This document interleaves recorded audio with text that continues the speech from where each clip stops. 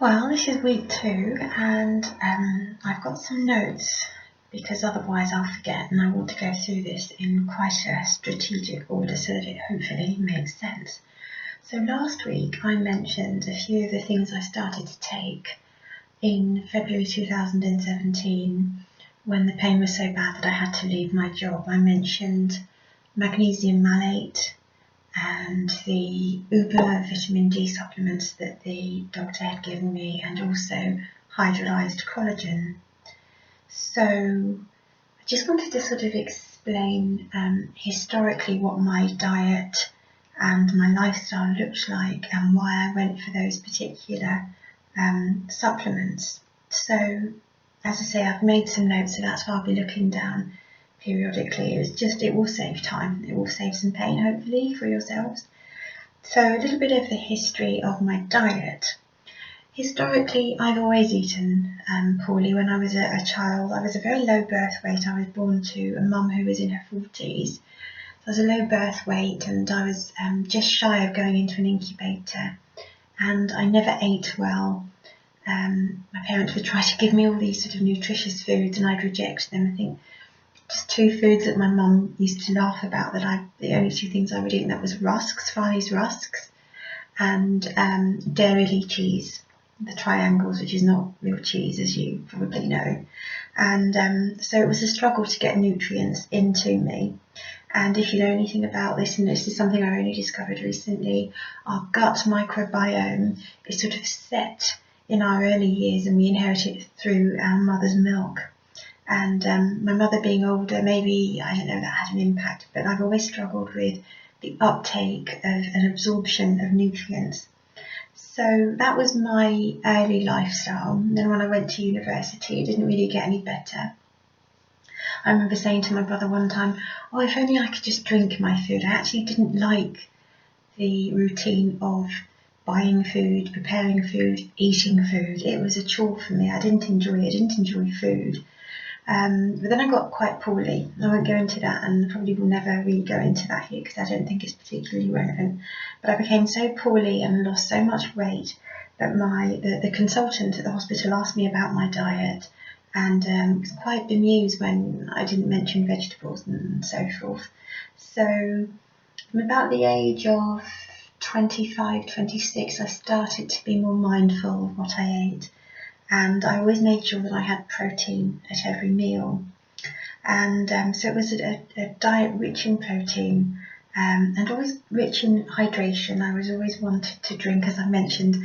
I had no issue with drinking. But there was limited fruit and veg appearing in my diet. Not that I didn't like either of those things. I've always liked greens, actually, certain greens, but I wouldn't want to cook them for myself. And I had this stupid idea that to have vegetables, I needed to have a proper meal, meat and 2 veg. And because I didn't eat that way, I kind of avoided vegetables. I would eat packed lunches, and I'd have toast for breakfast, that sort of thing. One thing I did quite mindfully was in March 2016, I'd just come back from a trip to Israel. I gave up sugar. And I used to love pudding, and I wouldn't consider a meal to be complete unless I'd had a slice of cake or a gâteau or something like that. And I got rid of all of that, stopped having sugar in my porridge, just got rid of sugar. Obviously there's sugar hidden in some foods, so things like a packet of crisps, I love crisps, you get amounts of sugar in those. So I didn't avoid sugar completely, and still don't avoid sugar completely, but I do not have physical sugar in my diet, and things like honey is very limited use of that, and I don't use sugar substitutes either, and I haven't done so since March 16th. So let's get on to the pain, because of course this is about pain. What was my experience of pain throughout my life? Well, nothing particularly noteworthy, although for the first 2 years of getting my period, and I started my period when I was 13, I had hideous menstrual cramps. I remember sitting against the radiator with a hot water bottle clenched to my person. The only thing that gave me relief was a product called Feminax. It's quite a strong pain relief, and it's aimed at menstrual pain. That was the first couple of years of periods. It then Not that I'm without pain now, but it's nothing compared to what it was when I first started getting my periods. In the last 15 years, I've noticed that I seem to have a heightened awareness or response to physical and sometimes maybe even mental stimuli. There was a chap from my church, and he was one of the greeters, and I was coming into the church one Sunday morning, and he clapped me on the back, and I'm telling you, he must have thought, what a wuss. The pain, it just ricocheted through my body. Another thing I would find myself doing would be when things were pressing down on me mentally, I would clench my teeth, and I still do that to a degree. I feel myself doing it even when I'm talking. I don't enunciate. I tend to have my mouth quite sort of tight. My fingers, I would clench my hands and fingers. So again, I think this is relevant, and I'll refer back to these things. How was my sleep? I mentioned last week that my experience of magnesium had been good because of sleep deprivation. For the last couple of decades, I think it started around the early 90s, mid-90s, I have not slept well, and I'd be lucky if I'd get 4 hours of consecutive sleep. It got to the point where I was clumsy, I was bumping into things, my speech was slurred, I was emotional, no sleep. And in July of 2016, a chap at my church just happened to mention on the off chance that antihistamines made him sleepy. And I thought, I'm getting myself some antihistamines. I would try anything, although a sister actually had said to me that chamomile tea, she said, can't take that stuff. I can't remember my own name. I fall asleep. Got myself some chamomile tea. Did that do anything? No. Tried the antihistamines. Oh my goodness. 6, 7, 8 hours sleep a night. I was hooked. I still keep them actually in the house, but I'll talk more of that later. So a history really of kind of poor diet, poor absorption, poor sleep, and a heightened awareness of maybe or a response to physical stimuli, which was maybe a little bit more unusual than for other people. So I mentioned February 2017 quite a bit. Was that sort of like the point at which things got really bad? September 2016, first noticed. 2017, February, had to leave work. So what was my diet like then? As I kind of described, sleeping better. My diet's not great, but at least I'm not having lots of sugar. So the supplements I mentioned, why did I go for magnesium malate? I'm going to link to a site that I maybe referred to back then, but it was one I've been looking through more recently, so I'll link that in the description box. To sum it up, magnesium malate is good for joint pain, muscle pain, specifically fibro pain, and also some mental aspects as well, supposed to target those things. So, and it also referred to foods that I was conscious that I wasn't eating in any great volume. So I thought, why not? And it did work. I'll talk about that more in a few moments. I also mentioned hydrolyzed collagen. A woman at church who she just breathes nutrition. She mentioned it to me. She said there's the hydrolyzed beef collagen, which you can just stir into your coffee. So that's what I did. Bought a great big tub of this stuff.